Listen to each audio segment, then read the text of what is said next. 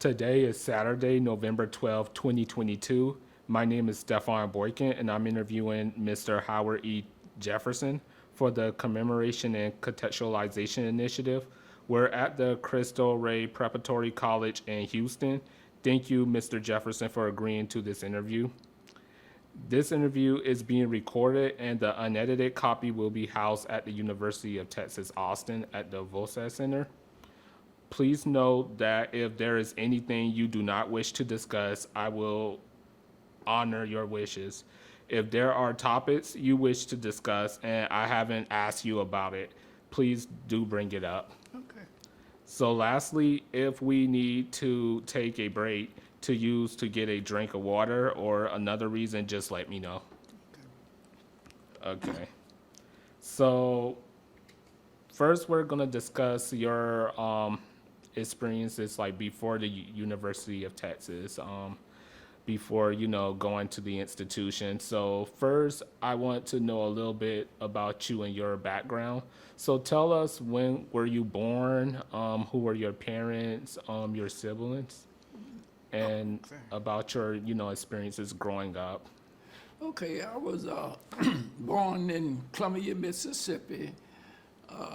I'm one of 9 children of my parents, and we live on a little 10-acre farm, and we was working with our parents in the fields and whatnot, and all of us finished high school, and 4 of us have a master's degree there. And so my brother was trying to go to LSU, and because of the segregation laws, they would not allow him to go, and they paid a full scholarship for him to go to the University of Illinois.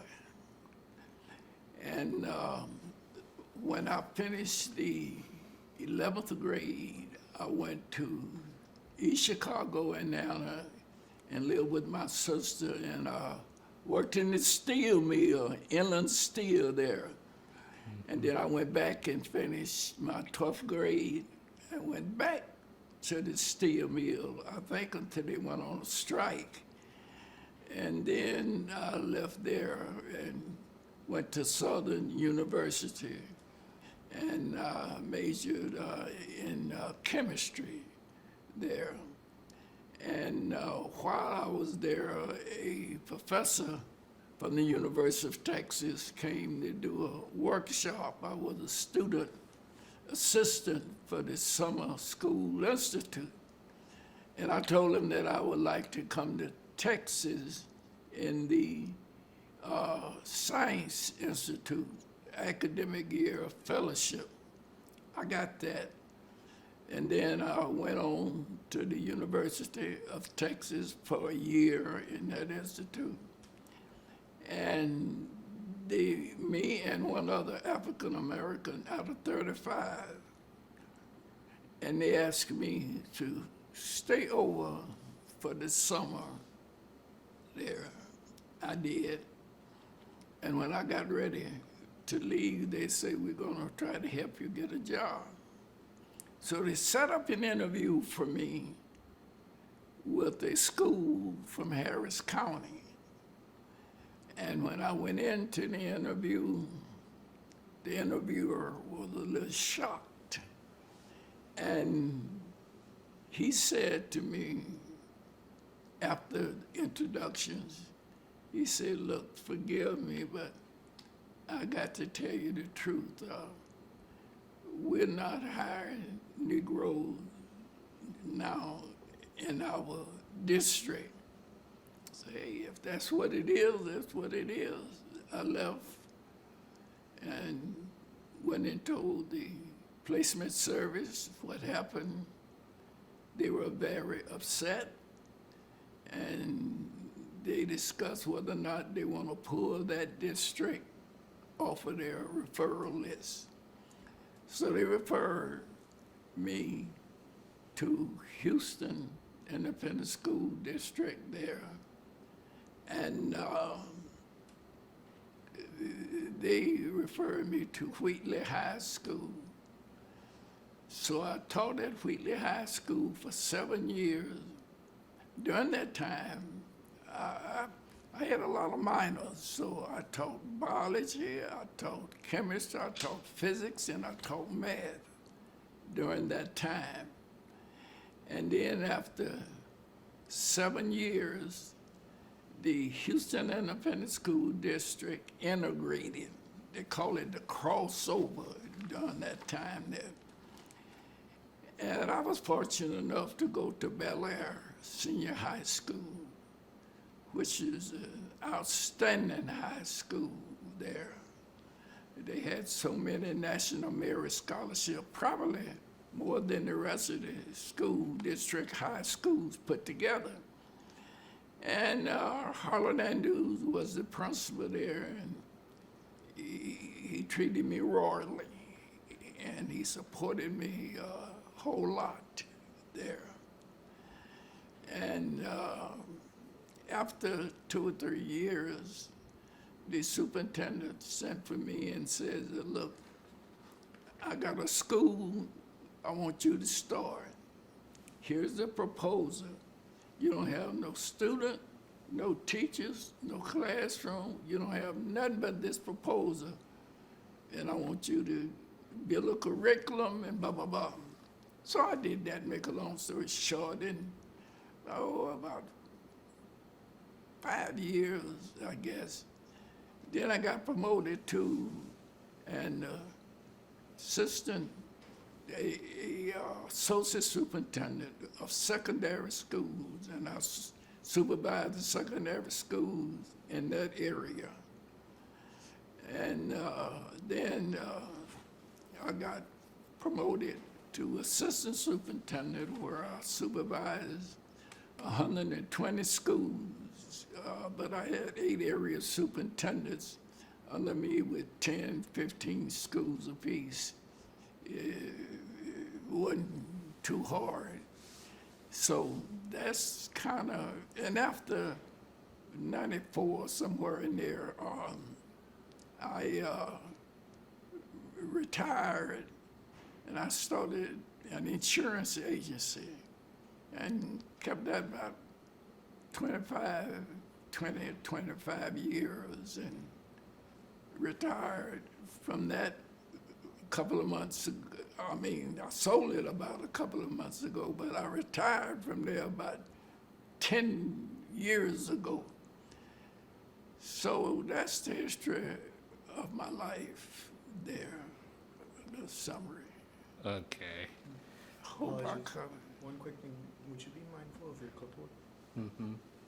Yeah, so like he was giving the summary and then I'm gonna go back in and add. No, I just mean the rustling, I can hear it. That's what I meant. Yeah, I'm sorry. It's okay. Yeah. Go on, continue. So Okay. so you just gave us a summary of, your life experiences. And what I want to ask you now is questions concerning, going back to Columbia, Mississippi, Okay. where you were born and raised. So can you tell us a little bit about your educational experiences while being a student as a, child in Columbia, Mississippi? Well, And my elementary and secondary school was a school in the country there named Globe Academy. I never knew why it had that name, but and I graduated in a class in '57.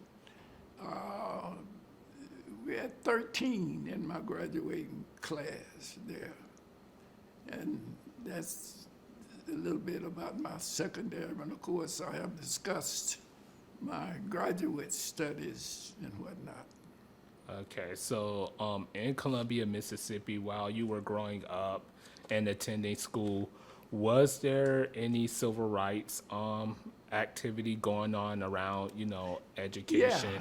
Yeah, Emmett Till was killed and put in the river about 12 miles from me, where I live. Not, well, up the river further, but the river that they threw him in and killed him was the river that was running about 10 or 12 miles, I guess, from my house to it. That was a big uproar, and of course, during that time when I was teaching at Wheatley High School, those 2 years, those 7 years, Martin Luther King and President Kennedy was killed, and it was quite an uproar in that, and things were pretty tough then. Of course, shifting gears, when I went to Southern University, we had a mass demonstration about immigration and whatnot. And I remember the cars were coming by there, and the police were saying, hit the MLs, hit them. And they were shooting tear gas on us and had them big dogs. Now, this is a story folks find hard to believe. But those dogs would look over at the African-American crowd and growl, and look over at the other crowd and relax. Those dogs were somehow trained. And we were singing, dogs cannot stop us today. And we were singing, tear gas cannot stop us today. And that's some of the civil rights that I went through there. So in Columbia, Mississippi, were there any civil rights organization that had any presence, like in the city, whether it was the NAACP or? Well, I must say, of course, when you say Mississippi, there was some segregation almost everywhere in Mississippi, but the little part that we lived in, there was not a whole lot of problems. We didn't have a whole lot of problems. My dad owned 10 acres with 2 houses and 2 highways running through the land, so we didn't have too much land to farm, and my dad would rent out acres of lands from others there.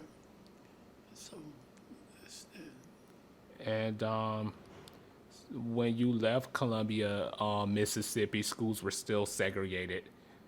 And Oh, yes, yes. right. So Yes. going off to Southern University, what was your process like, when, selecting colleges for your undergraduate career? And how did you get to Southern University? Well, I'm next to the baby out of 9. And 1, 2, 3, 4. 4 of my family members had already graduated or was attending Southern University. So I was naturally a person that had to follow what they had done there. So that's how I got to Southern, and we was able to help each other out. I stayed with my sister, didn't have to stay on the dorm. My baby brother stayed with another one of my sisters. Very, very close family. And I gotta say this, when the baby in our family was 63 years old, all 9 of us were still living. Now there's only 2, me and the baby there. And we're grateful for the longevity that we had. So you moved to live with your sister in Baton Rouge, Louisiana, to attend Southern University. I didn't understand your question. Please, Oh, I speak up. apologize. Yes, so you moved to Baton Rouge, Louisiana, to attend Southern University.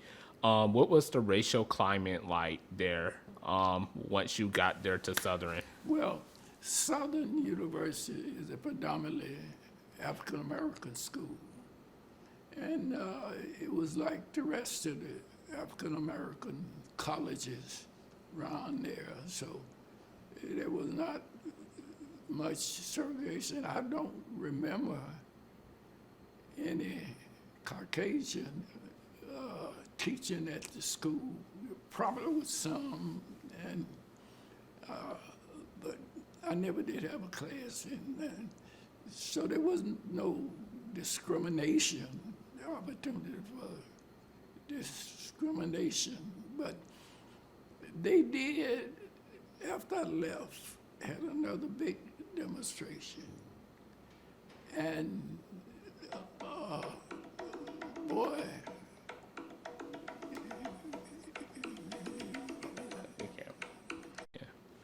So, while you were at Southern University, what was it like for students once y'all stepped off the campus of Southern University and going into the community, whether it was for leisure or? well, it was in Baton Rouge there, and it was okay. Most of the kids lived on campus there, and it was a normal, I would say, situation, nothing special. There was no problem with the kids going out into the city. There was not many clubs and whatnot around the university off there, so things was okay there. Okay.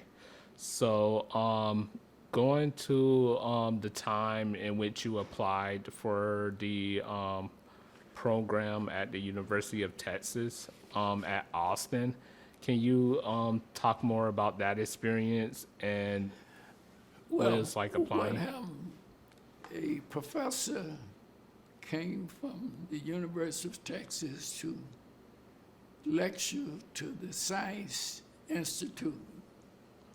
And I was a student assistant for the Institute, setting up the labs and that kind of thing there. And I asked the professor, could he help me get in the University of Texas? That I'd like to have one of those academic year fellowships. And he said to me, well, I gotta tell you, it's a little tougher than here. And I remember saying to him, you get me in, I'll stay in. And he went back and arranged for me to go to the University of Texas. And I made the honor roll both semesters I was there. Okay. So, you got accepted into the program in which you were, which you applied to while you were at Southern to go to the University of Texas. So tell us what your experience like when you first, stepped on the campus. What was the atmosphere like and how were you treated? Well, I stayed in San Jacinto Dom D 304. When it was hot, it was too hot. When it was cold, it was too cold. But there was a brotherhood formed with all of those people that was there, all of those students. Until the day, Willie Jordan, one of the fellows that just came through here, he was there. And a matter of fact, I came to Houston from the University of Texas with his father. So it was a close-knitted group of students there in that dorm. And we still contact each other and keep in touch with each other. It was a good experience having friends and people that you could trust, and it was just a good situation. I wouldn't trade it for nothing. It was one of the best experiences I had. Of course, I was a few years older than everybody in the dorm because I was on an academic year fellowship, and they was 4-year students. Okay, so during the time where you were on the academic 1-year fellowship, can you talk about your experience being on that fellowship inside the classroom and working with your colleagues? Inside the classroom, you say? Yes. Well, I can say this, and a lot of folks have asked that.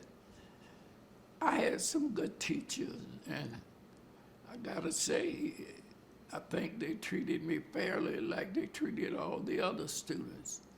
I had no problem with any of the teachers, and as a matter of fact, in some cases, they would go overboard, look like, to help me out there.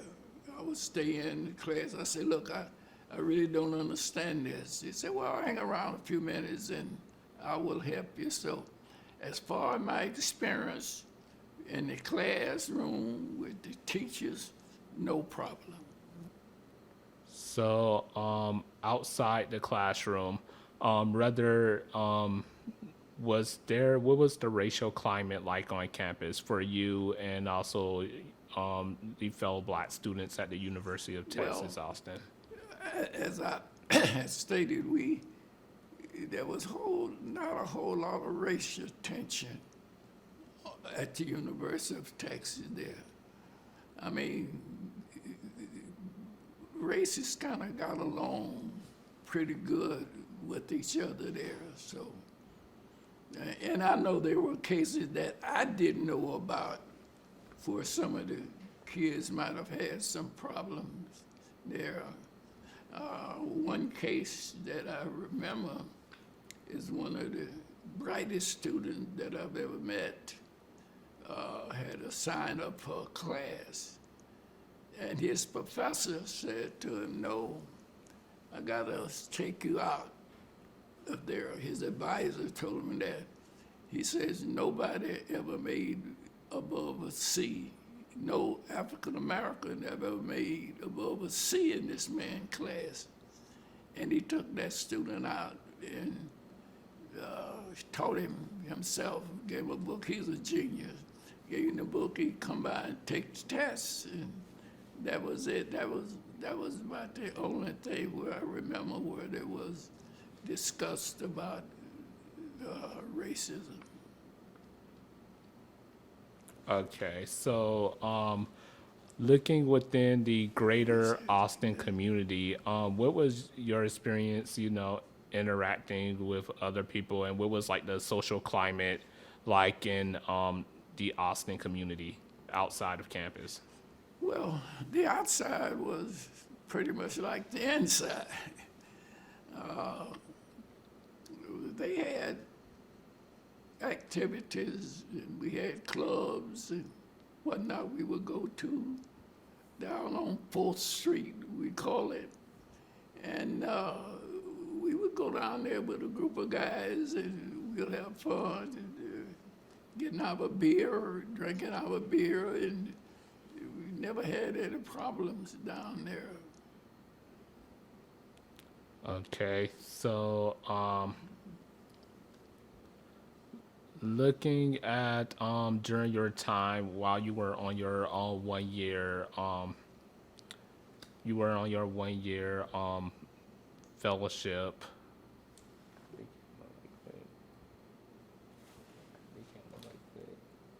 What's that? Cut the camera right quick.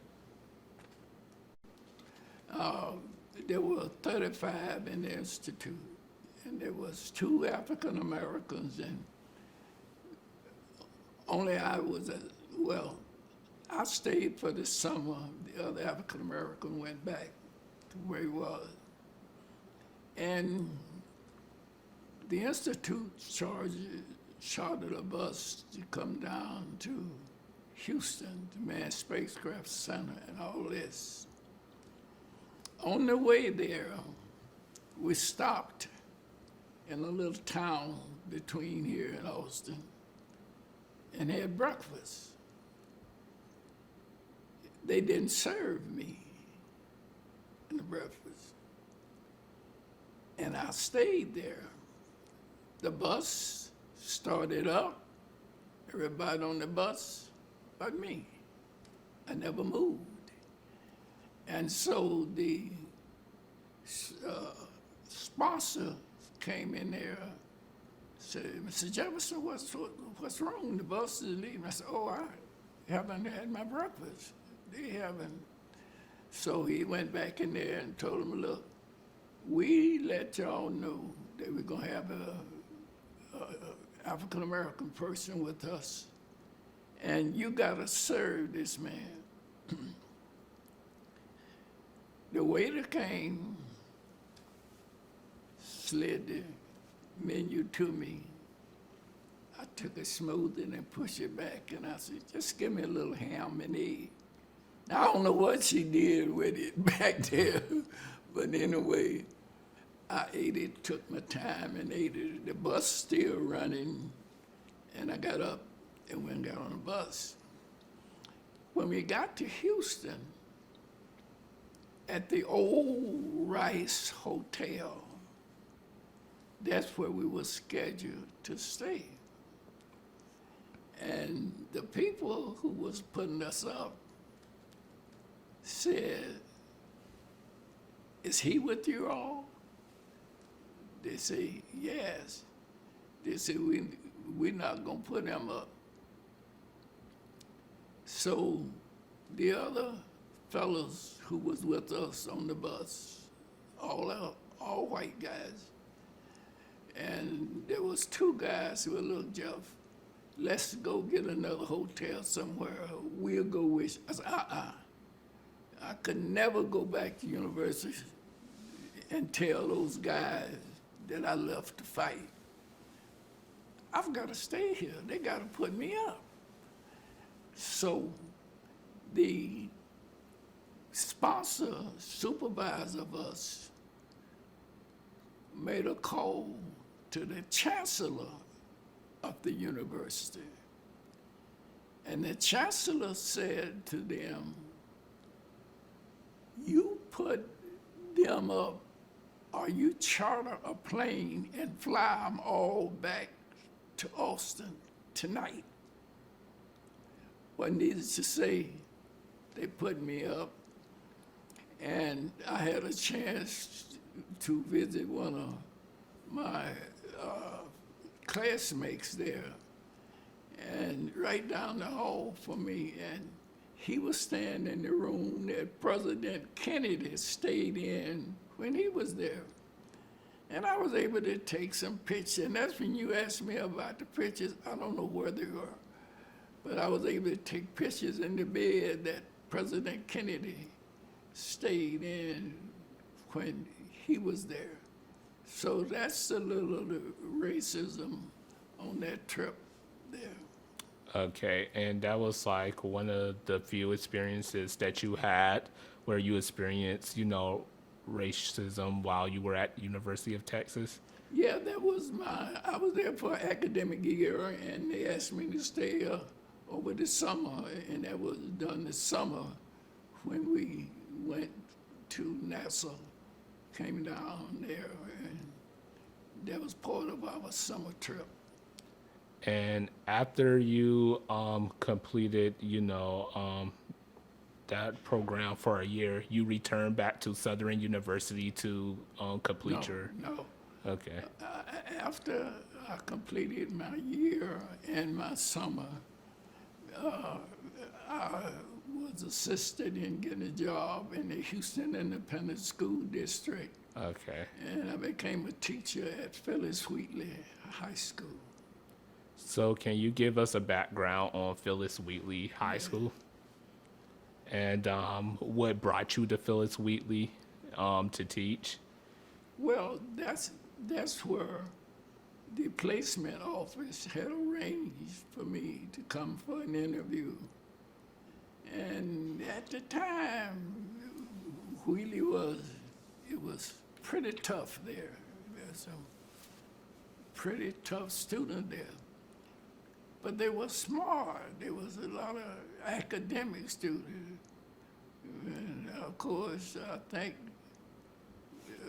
Barbara Jordan and Mickey Leland, I think they went to Wheatley, and we had a lot of academics going on. A lot of scholarships. Kids were getting good scholarships and whatnot. So that's it. And when you came to Phyllis Wheatley, can you tell us about some of the challenges that the students were facing in regards to, the conditions within that they were growing up in? Well, let me say, there one in particular, we always ran out of books there, and that was a challenge. And when I went to Bel Air, and Bel Air had 3,600 students at that time, and after all the students there got booked, the book room looked like nobody touched it. It was still full of books. And I went to the principal. I said, look, those black schools don't have books. Some of them. Can I send some of our books over there? Of course, Jeff, just make sure we got what we need here. We don't want to come up short here. But sure, send them over there. So there was that kind of difference there. Okay. So while you were teaching at Phyllis Wheatley in Fifth Ward in Houston, was there any civil rights activity going on in terms of education with HISD? Well, yes, the schools were segregated, and the courts ruled that you must integrate. We were able to get a new school board in. I can't remember the name of that group, but they named themselves something, and they integrated the schools there. And I mean, man, and they drew lines and all of that there. And that's how I got to Bel Air Senior High School. They were doing what you call a crossover. They were sending white administrators to black schools and black administrators to white schools there. And that was the kind of thing that was going on there. And what were the advantages and disadvantages that you found with the crossover with sending, black administrators and educators to white schools and vice versa? Well, it was hard to kind of identify, but both sides was a little nervous there. I mean, you gotta, black student going into, black teachers going into white schools that was, high up in terms of academics, and it was a little nervous, and to have someone that they could come to was important. One thing that I remember, we had a teacher there, an African-American teacher, who taught science at Texas Southern in the summer. Very smart teacher. As a matter of fact, she died about 2 months ago. And my job was to take care of science, math, ROTC, and physical education. Another assistant principal took care of other things like that. And the teachers would come and say, look, I like this class because you give me this class. So I gave the black teacher an advanced class. And that didn't go well. And so I went to the principal and told him, this ain't right. This lady is teaching on the college level, and you tell me that she can't teach high school chemistry? And he says, go ahead on, Jeff, run your departments. That's all they said. And I put the lady in there. So that was another little incident. As I talk, I begin to remember these little incidents. Yeah. Okay. And so what were the experience of the students? What was that like for them, with the transition, with the crossover that came to HISD? Well, there was not so much crossover of the students as it was faculty, and staff, and administrators. The students stayed pretty well in place. They did draw some lines, and there was a little bit of movement. And I remember people wanted to stay in Bel Air so bad. Bel Air was in the top 10 high schools in the United States then. And so people moving, buying them $1 million homes and stuff to move into Bel Air to get their kids in there. But things went pretty good. We didn't have no whole lot of problem, except people wanted to get their kids in certain schools and they couldn't get them in. We had to kind of hold to the rules. Okay. And do you remember busing within HISD? I can't hear you. Yeah, do you remember busing that occurred in HISD where they were taking low income? Did they take low income students into like white school districts going into the 1970s? Or Well, what is, as I said, the more you talk, the more I remember incident.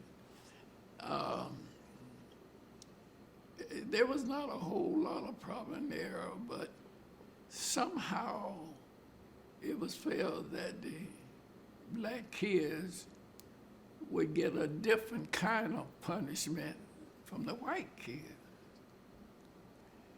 And that caused some problems. I remember in a school district, not where I was, but I was president of the NAACP, so I got everything pouring toward me. And this little black boy and this little white boy got in a fight.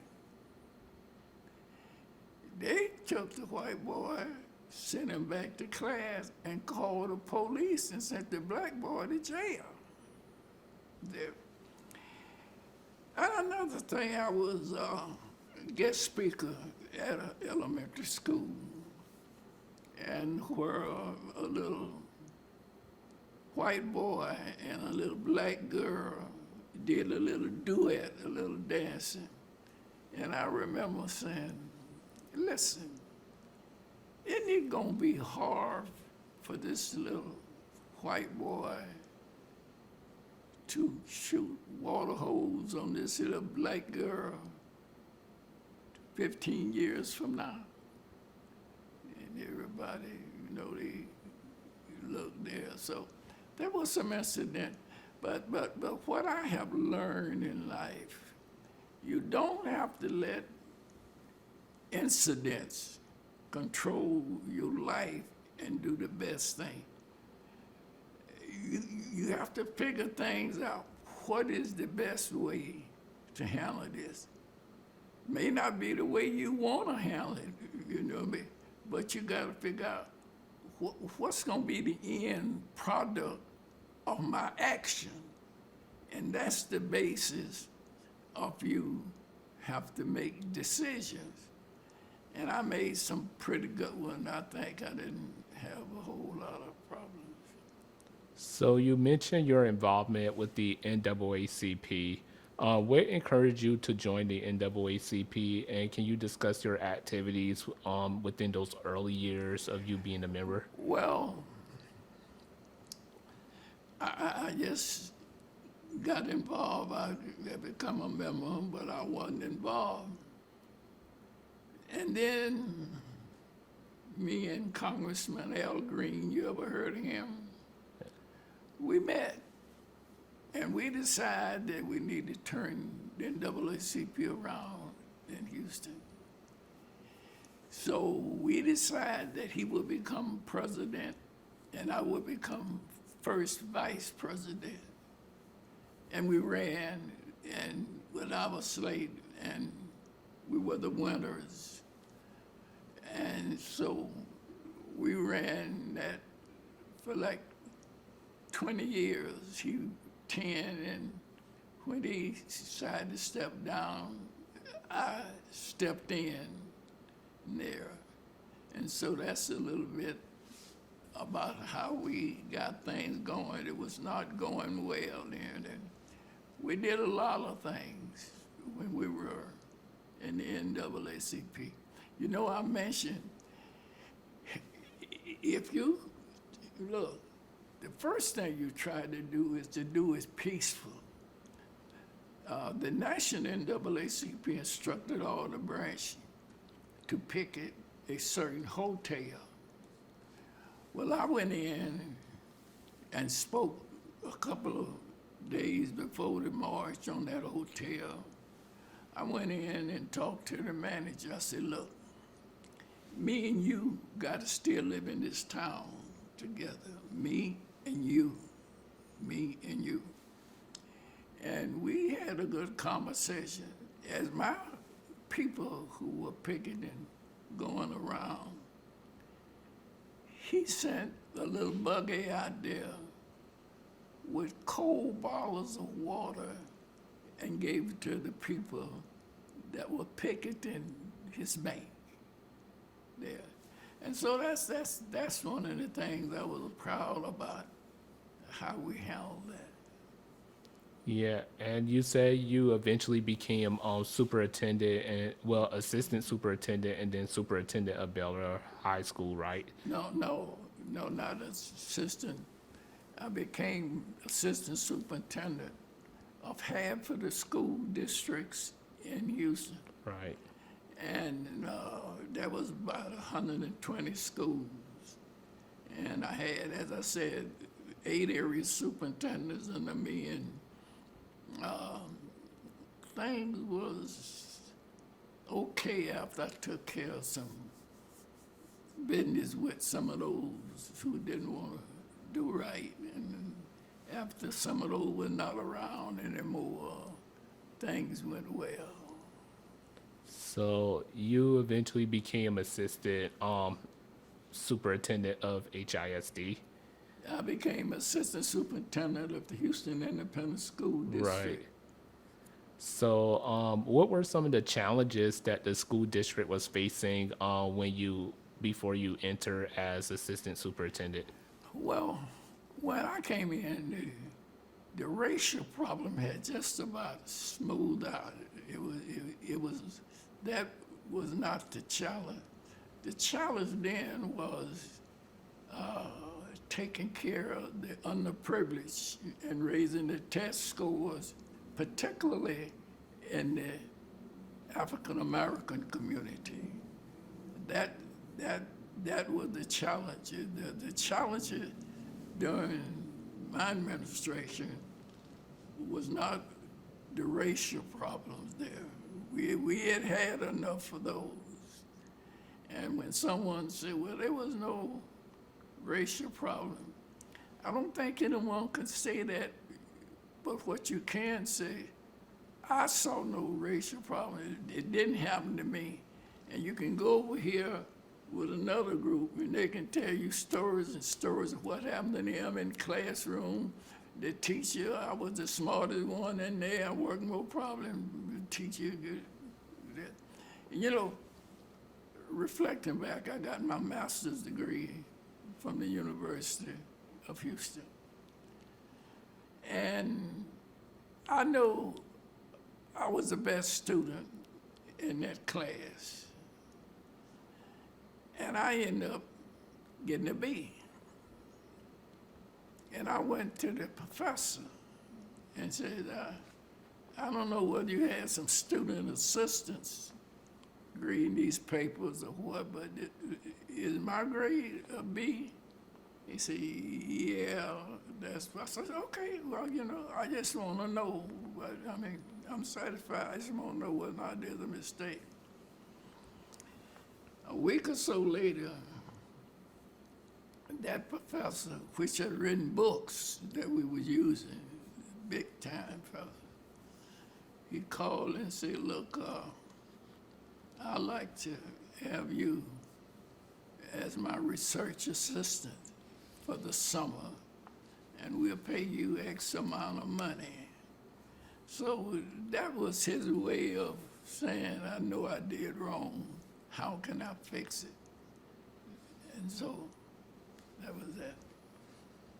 Okay, so you got your master's degree from the University of Houston. Oh, yeah. Let me tell you about it.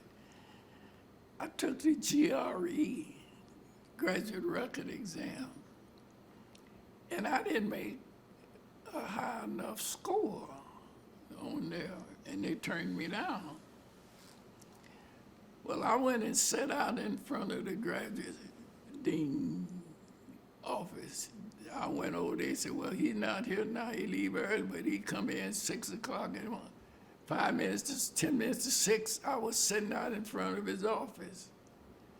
And I talked to him, and I said, look, I don't know, I'm from Mississippi, I don't know about all them big words and phenomenon and all them things they're talking about. But if you let me in, if one semester I don't make the honor roll, I will withdraw. And he said, Mr. Jefferson, you don't have to put that kind of pressure on you. And he called his associate dean and says, get him in. And sure enough, I did well, didn't make a C, made all A's and B's there. So that's another little situation. So with your experience being the assistant principal and then eventually principal of Bel Air High School. No, I never was principal of Bel Air. I was Okay. principal of Contemporary Learning Center. I remember telling you that. Right. The superintendent called me and gave me the book. I mean, the proposer, no students, no nothing there. And I had to put together a whole staff. I had to go into school with another school building and, negotiate using some of their rooms.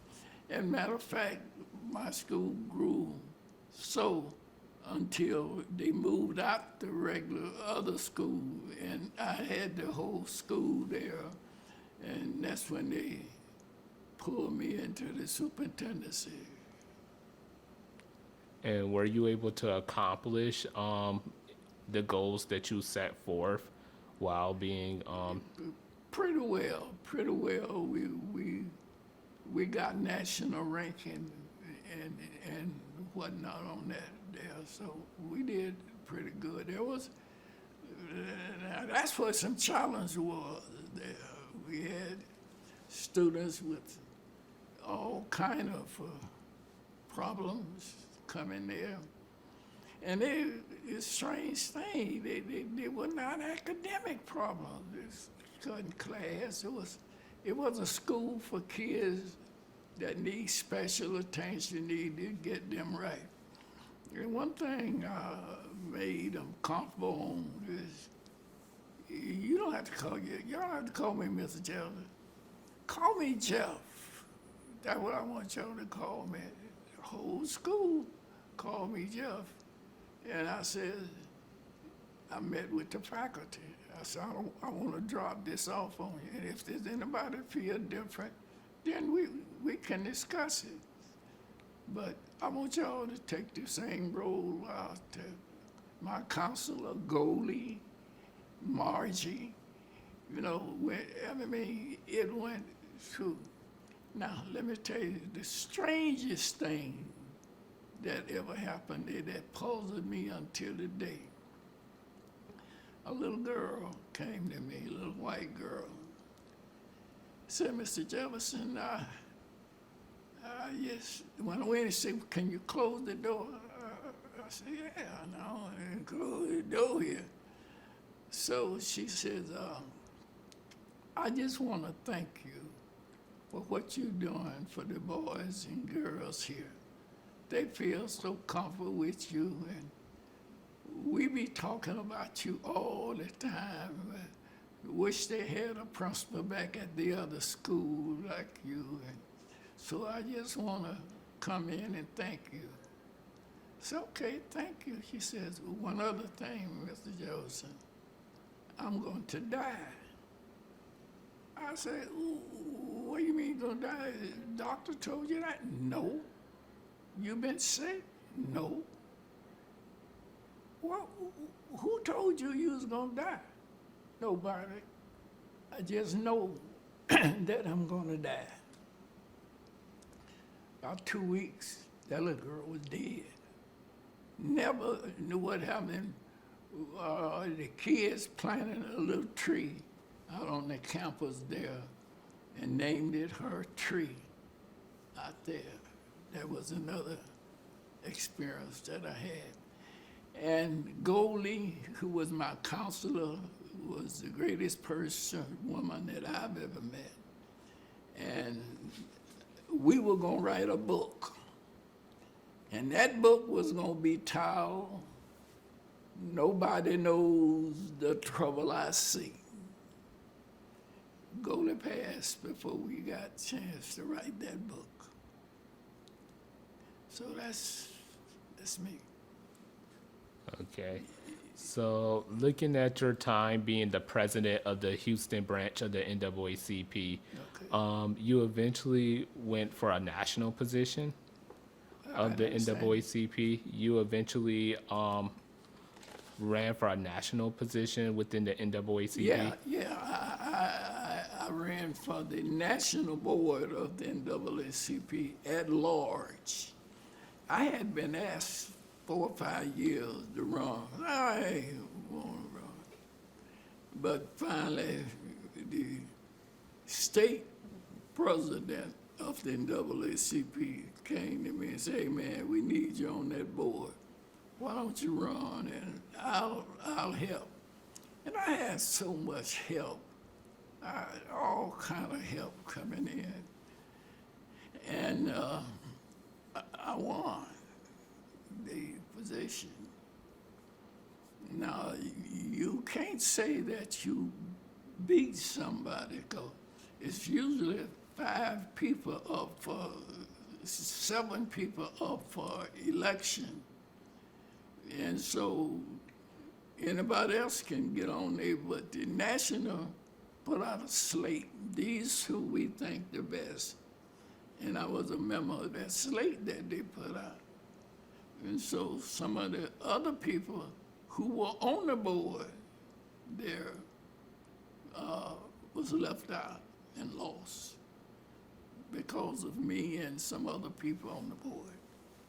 And can you remember what years and what decade you served as president of the NAACP branch? I understand you. Oh, could you recall what years you served as president of the NAACP branch? Oh, probably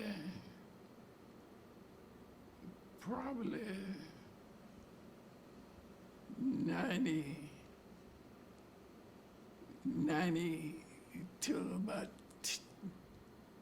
2000, I believe it was. It had to be because we had the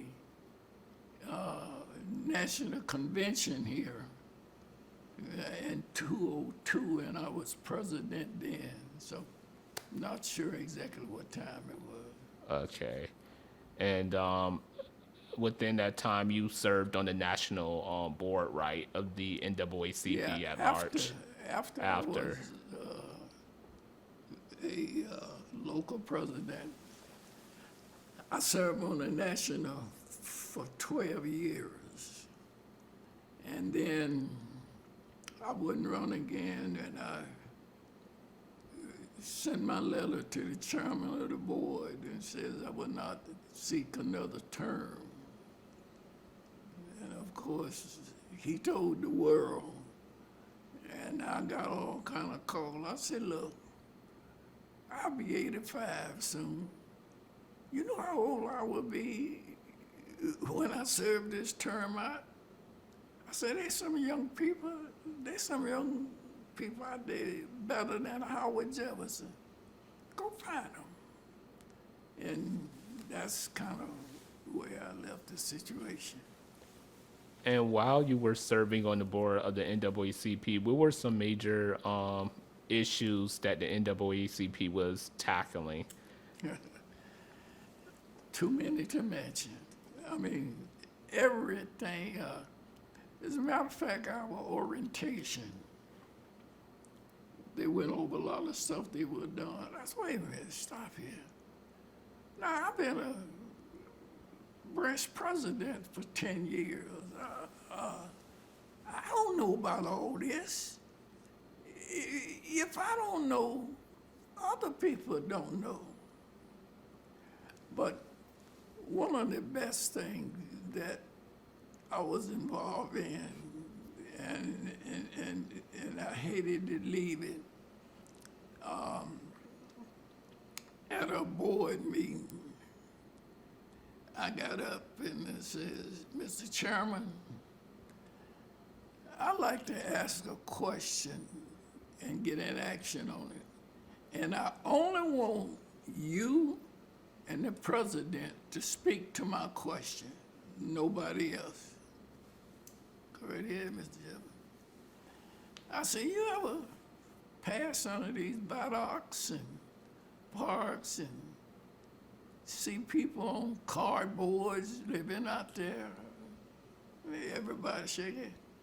I say a lot of those are veterans, people who fought for us and this organization is derelict of our duty for not to help taking care of those people. Then this guy from New York said, Mr. Jefferson, we got enough on our plate. We really can. I said, oh, you ain't the president and you ain't the chairman. And mister, you out of order. You out of order, so sit down and be quiet. He was embarrassed and the other board members started crying. I hadn't expected that. And she said, well, could I get a motion? And I looked at one of my friends there and bowed. And my friend made the motion that we establish a armed service committee within the organization, a task force committee. And it passed 100% to 0. Might have been a couple who abstained. That fella talking all that bullcon, he probably abstained. And so I saw the chairman in the hall at the next meeting. I said, look, I got a name I want to give you to run this committee. And I gave it a name. He said, this committee is going to have to be meeting with big folks. And no, you can handle them, Mr. Jefferson. Matter of fact, I'm naming you as chairman of that committee. I said, well, I never was a soldier. Well, I don't care what you were. You're the chairman, so I'll get you. Make a long story short, I served on that committee a few years, and I was chairman of that committee before I got down. And I remember calling the, they, they assign a special person to every committee, a staff person to help them. And they assigned me my staff person, and I told him, I said, look, call the chairman of the Department of Veterans Affairs, the executive director. Tell him I want to talk to him. Oh, Mr. Jefferson, we're not going to be able to do that, but we didn't try to call the assistant. That's not what I asked you. I'm telling you what I want you to do. I want you to call them. Make a long story short, he called and we got the letter with the chief of staff and 4 of his assistants and associate director met with me. And some of my people. And it was a good meeting. And after 5 minutes, he got up, he said, well, look, we gonna have to leave because we got a meeting. I said, wait a minute. You need to hear what this meeting is about, Mr. Chief of Staff. So he said, okay. After I started talking, he started leaning over, listening. And then he said to one of his associates, directors, call my office and tell him to cancel that meeting. I need to hear this. And so we did some things there. So that was my business. I served on the Political Action Committee and a couple other committees, but the one I ran was the Veterans Affairs Committee. That's it. Okay. So you were also involved with the YMCA. Huh? You were also involved with the YMCA. So Well, I served on that board a little while, but maybe a couple of years there. I was not as active there as I was with the NAACP by no stretch of the imagination there. So, and what message would you give to the younger generation? Would you encourage them to become more active in the NAACP and within organizations and institutions in the Black community at large? That's a tough question you just asked me. If I had one failure, it was that I did not groom another person to take my place. I started to groom a person a couple of years, but as I learned about it, learned what he's about, I didn't do it. So I didn't leave nobody to pass the baton to. Okay. Okay. And also, you were involved with the Urban League? Yeah, I was just a member there. Okay. Matter of fact, I don't know whether I attended any meeting. I just paid. As a matter of fact, I got a membership thing on my desk now to rejoin. So I was not very active there. Okay, so you have, you're highly educated and, you accomplish things through being involved with the public education system here in Houston. And, you also have family members who are well educated as well. What was your experience like bringing up your daughters and also encouraging them to pursue higher education? Well, my daughters were spoiled. All 3 of them were. And I recognized that. They figured because of who their daddy was, they didn't have to take nothing. And they acted that way. And I have to say, look, you don't have to take nothing, but don't pass the first lick. And I don't mean hitting. If it's an issue, let somebody else come up with it first, and then you jump in. But don't come who I am and all that kind of stuff. Well, my daughter had it out with a teacher at school and walked away, intimidating the teacher. And I went up there to meet him. He told what happened. I said, look, if she doing that and her grades are not good, you need to give her an F so that she'll have to go to summer school. No. He might have would have stayed after school and helped you, but you intimidated him and you got to pay for it. And I got up and walked out, and sure enough, she had to go to summer school there. So my family is doing well. I say all three of them got master's degrees, and all three of them was in the school system. And I served on 3 different school boards. 2 of them was alternative schools, and served on the Harris County Board of Education. Yeah, so I knew a little bit about education. So looking at the current situation of public education today, I don't want to look at it. I may not like what I see, but I think 90% of the people will probably disagree with me. I think when you took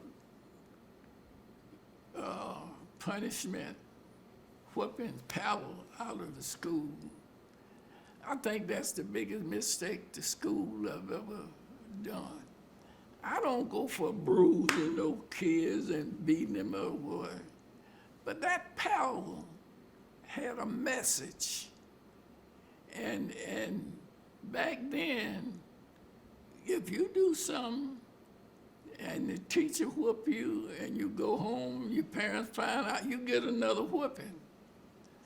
Now, if you touch a student a little hard, the parents come up, what you did to my student. So there is a difference. There was a survey that I read about a couple of weeks ago where 70% of the teachers that they gave the survey to said they want to leave the school. That means we're not doing something right to hold them there. And it's not just the pay. It's just, that's an issue. But it's not just the pay. I mean, teachers got to do so much paperwork. And when I was coming up teacher, we didn't have to do all that paperwork, and my kids were getting scholarships and passing and doing everything else. And let me tell you one other thing. Because a student made F in your class, and that means he is dumb or she is dumb. They have a behavior problem. I know students that was in my class that passed with the average D, but they didn't give no trouble in that. And I knew these students was brilliant. I know in particular one student that made those bad grades. Then went on to college and finished cum laude, and some of them ended up being doctors, lawyers, and Indian chiefs. So you gotta be careful how you handle kids to take them where they are. I think people back in my age, when we were coming up, when we were teaching and whatnot, I think they really cared more for students. I think it's a business now. It's a business now. I mean, everybody want to get paid and whatnot, but teacher back then would sit outside on the step with a student and what your daddy saying, you know, I got pregnant, what I'm gonna do, and the teacher would sit down and listen. I don't know. It's a big change. And looking at the current state of college education for students coming into school, what message would you give, current and future Black students at the University of Texas, Austin, when coming in? What I would tell them is do your work. Do what you're supposed to do. Don't go there looking for no favors or go there trying to make trouble. Do what you supposed to do. And if you see some discrimination or some bad, attack it. Attack it so that you will be protected through you may go tell a preacher, you need to go up to this school and check this out. But do whatever you need to do to get your education. That's what I would do. And is there anything else that you would like to leave with us about your life experience and your time being at the University of Texas, Austin? Well, I think we just about covered everything. Yeah, I'll probably get in my car and think about something important.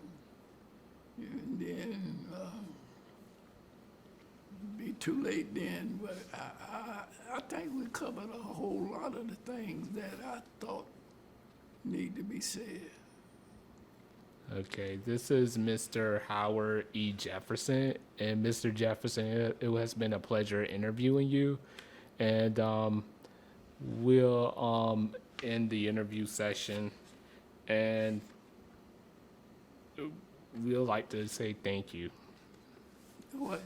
And we'd like to say thank you. Okay, well, I really have enjoyed it. It gave me a chance to reminisce and to say something that people may read this and get a feel about what life was back in, to see how fortunate we are.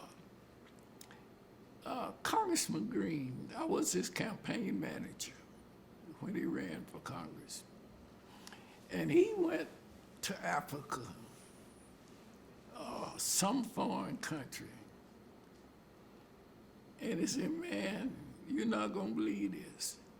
What I saw over there, when that plane landed, I kissed the earth. Was talking about how bad things were. In South Africa, as far as you can see on both sides of the freeway or whatever it was, are shacks made of paper and straw, as far as you can see on both sides. Getting water out the creek and all this. And so, we're blessed. We're blessed. Okay. Thank you so much, Mr. Thank you. Jefferson. I appreciate it. And this concludes our interview. And we'll see each other around. Okay.